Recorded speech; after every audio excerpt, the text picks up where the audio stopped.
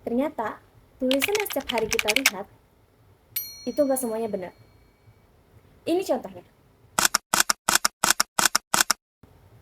Aku Celi. Di sini, aku bakal bahas dan membuktikan kesalahan-kesalahan tersebut, serta menjelaskan ejaan bahasa Indonesia yang baik dan benar. Tonton videonya sampai habis. Pertama, kesalahan imbuhan. Sekilas sih kelihatannya biasa aja, tapi ternyata ini salah loh. Salahnya di mana ya? Di sini. Kenapa? Jadi, di itu ada dua fungsi. Kalau sebagai kata depan ditulis terpisah, kayak di rumah, di sekolah. Tapi, kalau sebagai imbuhan harus digabung, kayak dijual, dibeli. Jadi, yang benar itu bukan kayak gini, tapi kayak gini. Kedua, kesalahan dalam kata kerja serta kesalahan penulisan partikel. Sekarang lihat ini. Kelihatannya keren ya, tapi ternyata ada yang keliru. Lihat, brand besar aja masih bisa salah. Yang benar itu kayak gini. Kenapa? Karena kata di sini itu kata depan, jadi harus dipisah. Dan kata pun juga partikel, jadi ditulis terpisah. Jadi bukan kayak gini, tapi kayak gini.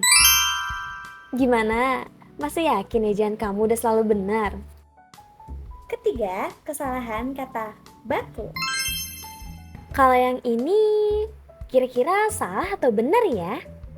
Aku hitung dari 3, 2, 1. Tetot! Salah! Yang benar itu kayak gini. Karena dalam bahasa Indonesia bentuk bakunya adalah apotek, bukan apotik.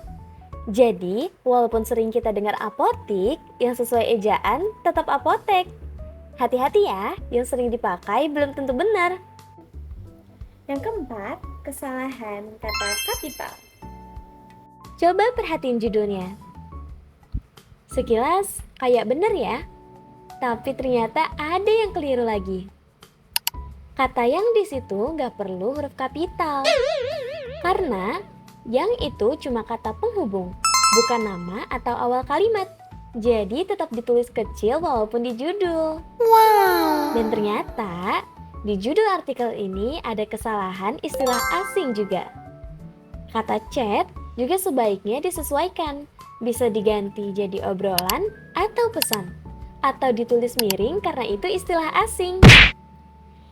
Terlepas dari kesalahan pengetikannya, aku juga turut prihatin dengan isi beritanya.